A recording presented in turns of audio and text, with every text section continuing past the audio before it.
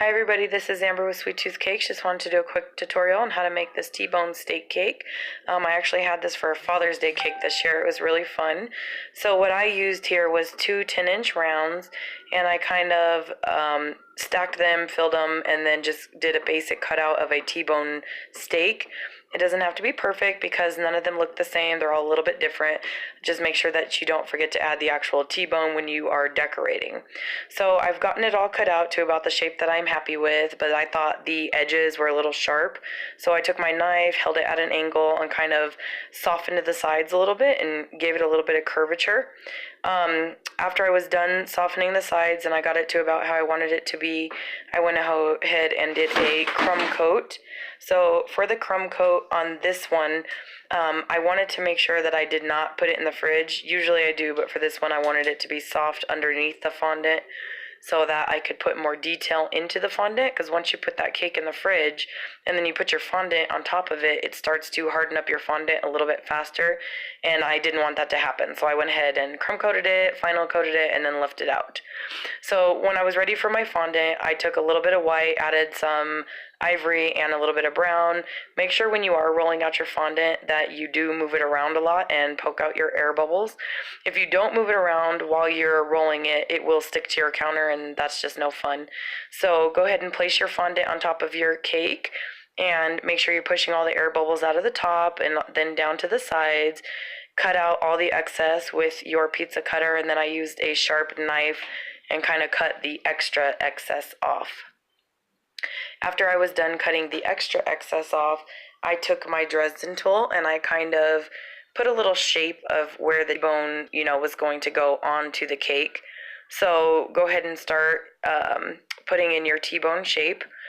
I went ahead and went all the way down to the back because in a real T-bone, it goes to the whole bottom half of the cake also. It kind of wraps around. So then I took a toothpick and I kind of did these little lines all around the sides, working my way up to the top. And basically I just made some little grain type marks where it was just kind of lines back and forth. And the reason I wanted these lines in here and these indentations is so when I was ready to paint the cake, the paint actually kind of goes into these grooves and settles a little bit, so it gives it a much more realistic appearance once you start painting. So make sure that you add more detail, because the more detail, the more realistic it will look when you start the painting process. So go ahead and just put little X's and lines all throughout. I indented my T-bone part one more time before I started painting it, just because I wanted to make sure that it was kind of a deeper, more indented piece of the cake. So now what I'm doing is the grill marks. Make sure that when you are putting the grill marks on that they are parallel to each other. You want them about the same distance apart. When you grill a steak, you have one side, and then when you go ahead and flip that steak, you get grill marks kind of going the opposite way.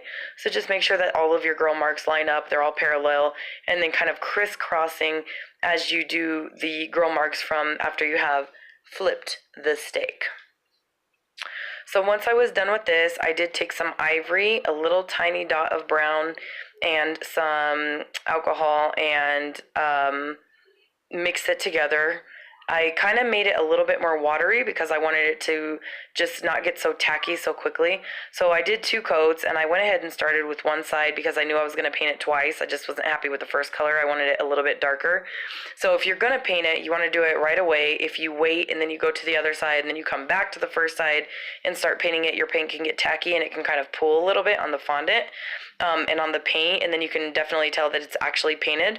So be careful with that. Kind of do, parts at a time until you get all the way done with the cake. Once I was done with the whole base coat, I went ahead and added a little bit more brown, and then I didn't add more vodka because as the vodka evaporates, your paint becomes a little bit thicker. And then I just added a little bit of brown around the edges of my steak and then around the bone, just so it would look like a juicier steak. And then I took some black, added it into my already browned color, and painted where the grill lines were going to go. After I had the grill lines painted, I took my brown, added a little bit more vodka, took my brown, and just one more time went around the edges just till I was happy with the coloring around the edges of the steak. And then one more time correcting my grill lines where I had fixed the edges. I just wanted to make sure that the grill lines were completely to the end, and also completely into the bone, just so you have a nicer look when you're done.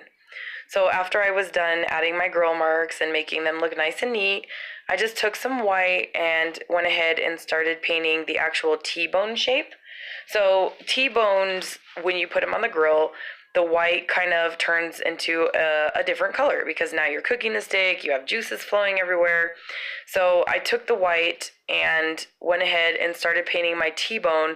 Then after it was painted, I took a little bit of brown on a dry brush, not the same brush I'm using for the brown, and kind of, let's see, I guess the word would be dabbed it.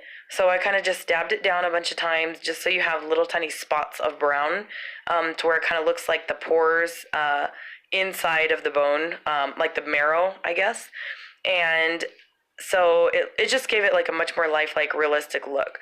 So see how I'm putting this brown on here right now, and it kind of gives it that kind of grilled, juicy steak look. After I was done with that and I was happy with that, I went ahead and took a little bit more brown, went around the edge of the bone, just to give it a little bit more darker color.